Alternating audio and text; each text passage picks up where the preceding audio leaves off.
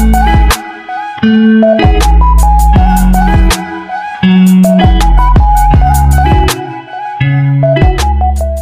Bapak Ibu Saudara yang dikasihi oleh Yesus Kristus Tuhan.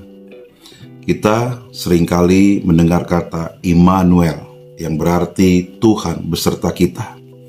Tapi mungkin kita sering bertanya, jika Tuhan beserta dengan saya, kenapa saya harus melewati semua kesulitan ini? Anda tidak sendirian. Alkitab mencatat di Kejadian 39 ayat 2, Tuhan menyertai Yusuf saat ia masih berstatus sebagai budak. Ia dibuang oleh saudara-saudaranya ke tanah asing.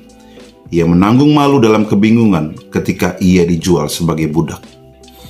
Bisakah kita membayangkan apa yang dirasakan Yusuf? Yusuf pada waktu itu masih berusia sekitar 17 tahun saat ia harus mengalami semua itu. Lalu apakah artinya Tuhan menyertai dia? Di ayat selanjutnya dikatakan, sehingga ia menjadi orang yang selalu berhasil dalam pekerjaannya. Itu bukti penyertaan Tuhan. Lalu kepada Gideon, malaikat Tuhan berkata, Tuhan menyertai engkau. Gideon adalah orang paling muda di keluarganya, dari suku paling kecil, dan ia tidak merasa sanggup untuk mengemban tugas yang besar. Dan di akhir kisah kita bisa melihat bahwa Gideon berhasil melakukan apa yang diperintahkan Tuhan kepadanya. Kalimat Tuhan menyertai kita atau Immanuel bukan sekedar sebuah kata klise tanpa kuasa.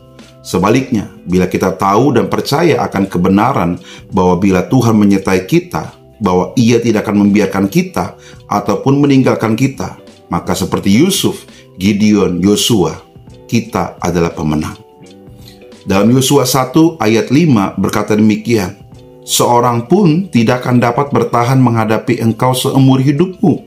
Seperti aku menyertai Musa, demikianlah aku akan menyertai engkau. Aku tidak akan membiarkan engkau dan tidak akan meninggalkan engkau.